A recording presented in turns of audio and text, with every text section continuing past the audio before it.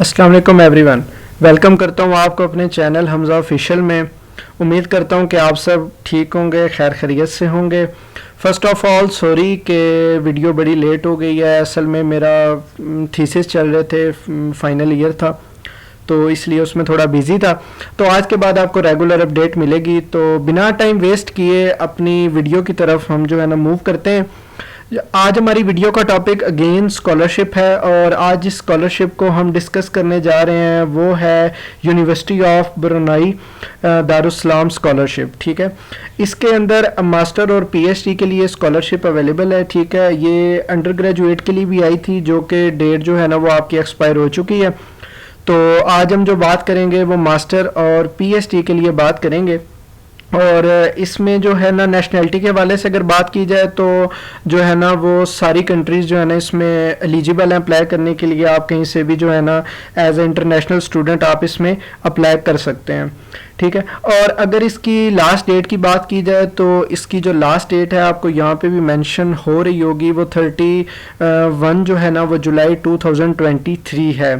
ठीक है, अब अगर मैं इसके आपको थोड़े बेनिफिट्स के बारे में बताऊं, या हम इसको ये इसका बेसिकली वो पेज है जहाँ से आपने अप्लाई करना है। इससे पहले अप्लाई करने से पहले आपको मैं स्टेप बाय स्टेप इसके कुछ बेनिफिट्स के बारे में बताऊंगा।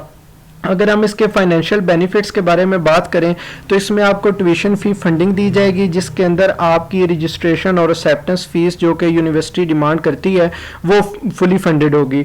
उसके बाद अगर आपको अलाउंस की बात की जाए तो इनकी जो करेंसी है BND, वो आपको 2200 पर मंथ दिया जाएगा, जो कि जिसका टाइम पीरियड है 36 मंथ्स, जो कि अप्रॉक्स 3 इयर्स आपके बनते हैं, और ये पाकिस्तानी करेंसी में एक ह्यूज अमाउंट बनती है।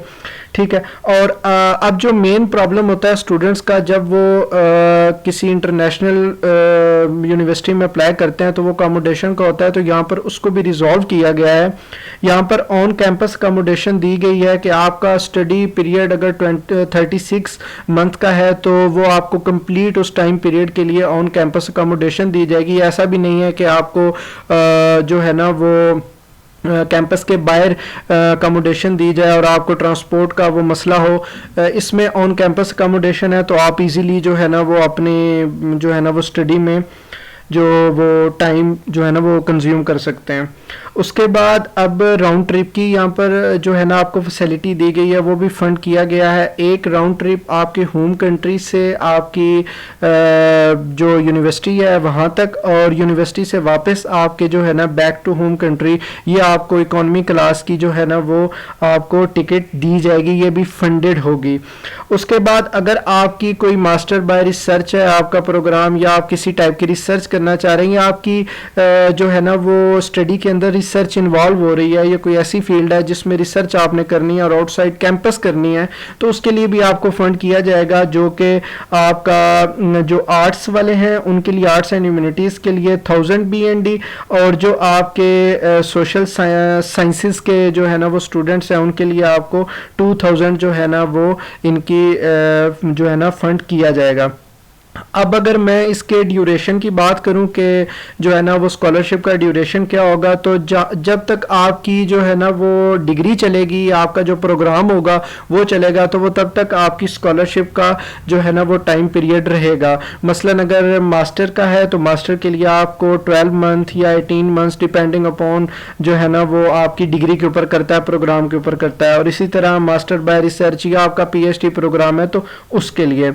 अगर इसमें फील्ड्स की बात की जाए तो मल्टीपल फील्ड्स आपको मिलेंगी। आपको PhD प्रोग्राम्स मिलेंगे, ठीक है, आपको मास्टर के प्रोग्राम्स मिलेंगे, ठीक है, आपको आर्ट्स और सोशल साइंसेस के जो है ना वो डिपार्टमेंट्स इसमें आपको मिलेंगे, ठीक है। मतलब डिफरेंट हर एक जो है ना वो डिपार्टमेंट आपको इस यूनिवर्सिटी में देखने को मिलेगा। तो इस बात की टेंशन नहीं है कि आपका डिपार्टमेंट है, मेडिकल के भी डिपार्टमेंट आपको मिलेंगे। वो मैं लिस्ट आपके साथ जब ये ओपन करेंगे तो मैं आपके साथ शेयर कर दूंगा। अब अगर एलिजिबिलिटी क्राइटेरिया की बात की जाए तो जैसे मैंने नेशनैलिटी के हवाले से आपको पहले बताया कि इसमें जो है ना वो अदर कंट्रीज सारी जो हैं वो अप्लाई कर सकती हैं इंक्लूडिंग पाकिस्तान, ठीक है। उसके बाद अगर आप मास्टर के लिए अप्लाई कर रहे हैं तो आपके पास बैचलर की फ़र्स्ट क्लास जो है ना वो डिग्री होनी चाहिए, ठीक है। और अगर आप पीएचडी के लिए अप्लाई कर रहे हैं तो सेम एज प्रीवियस वन आपके पास जो मास्टर की है वो फर्स्ट क्लास डिग्री होनी चाहिए पीएचडी के लिए। उसके बाद एक और रिक्वायरमेंट है, वो रिक्वायरमेंट ये है कि आपके पास जो है ना high quality and impactful research proposal होना चाहिए, ठीक है। अगर आपका मास्टर जो है ना बाय रिसर्च प्रोग्राम है तो आपके पास ये आपको ये रिसर्च प्रपोजल देना पड़ेगा, ठीक है।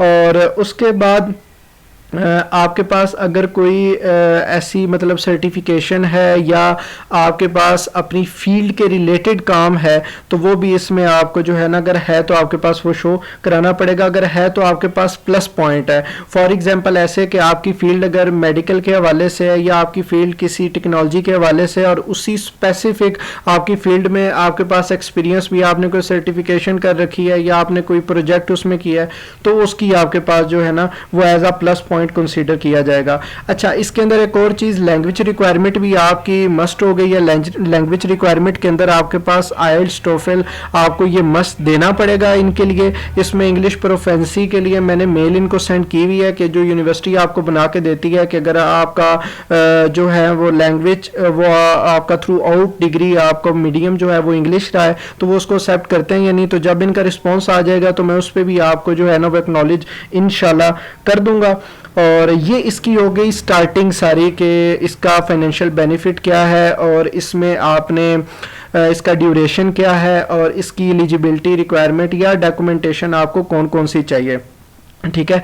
और डॉक्यूमेंटेशन में आपको थोड़ा सा और बताता चलूं कि आपके पास जो है वो पासपोर्ट भी होना चाहिए, ठीक है। एक आपके पास इंटरनेशनल पासपोर्ट जो कि हमारा मतलब आपके वीज़े रिक्वायरमेंट्स वगैरह के लिए वो डिमांडिंग होता है।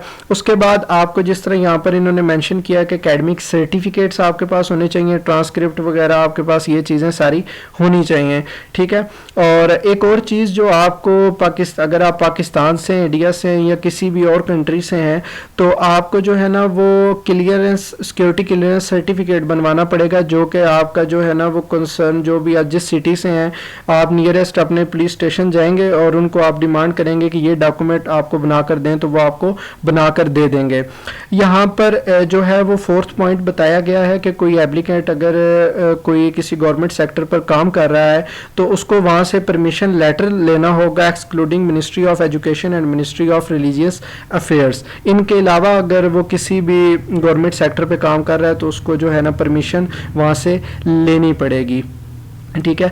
अच्छा, ये वो फॉर्म है। बेसिकली इस फॉर्म को जब आप फिल कर लेंगे यहाँ पर मेंशन किया गया है कि इसका पीडीएफ वर्जन आपने डाउनलोड कर लेना है और डाउनलोड करने के बाद सबमिट करके आपने इसकी हार्ड कॉपीज़ जो हैं आपसे जब डिमांड की जाएंगी तो वो आपने सबमिट इसको करवानी है। उसका एड्रेस भी आपको जो है ना वो मेंशन होगा, ठीक है। वो आपको एड्रेस जो है ना वो यहाँ पर मेंशन ये आपको मेल में जो है ना वो बता देंगे कि आपने इसको कहाँ जो है ना वो सबमिट करवाना है।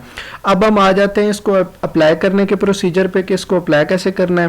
तो फर्स्ट चॉइस में यहाँ पर आपने बेसिकली अपना प्रोग्राम सिलेक्ट करना है। जैसे कि मैंने आपको प्रीवियसली बताया कि इसमें डिफरेंट प्रोग्राम्स जो है ना वो ऑफर किए जाते हैं डिफरेंट फील्ड ऑफ स्टडी से। तो जिस तरह के आप biological sciences, biotechnology, chemical, IT, मतलब इस तरह की जितने आपके साइंसेस के हवाले से जो हैं वो सारे आपको इसमें मिलेंगे। PhD in artificial intelligence, computer science, cyber security और इन्हीं में ही आपको मास्टर प्रोग्राम्स भी मिलेंगे सॉरी तो अब आपके पास सेकंड चॉइस आपने फर्स्ट चॉइस करनी है, सेकंड चॉइस करनी है। आपका दो प्रोग्राम आपने मल्टीपल सेलेक्ट कर लेने हैं। उसके बाद आपने यहाँ पर बताना है कि आप प्रीवियसली इसमें किसी इनके जो है ना वो फेज़ में आप जो है ना वो सिलेक्ट हुए या आपने अप्लाई किया तो वो आपने बता देना है। उसके बाद यहाँ पर आपकी इनिशली पर्सनल डिटेल जो है यहाँ पर आपने अपनी फ़ोटो देनी है, ठीक है, पिक्चर देनी है। और यहाँ पर आपने अपना टाइटल सेलेक्ट कर लेना है, आप मेल हैं, फीमेल हैं या जो भी। फुल नेम यहाँ पर आपका फुल नेम आ जाएगा, नेशनैलिटी, ठीक है, और उसके बाद नेशनैलिटी यहाँ पर आपने सिटीज़न कर देना है। आप पाकिस्तान सेलेक्ट करके आपने यहाँ पर उसको सिटीज़न कह देना है।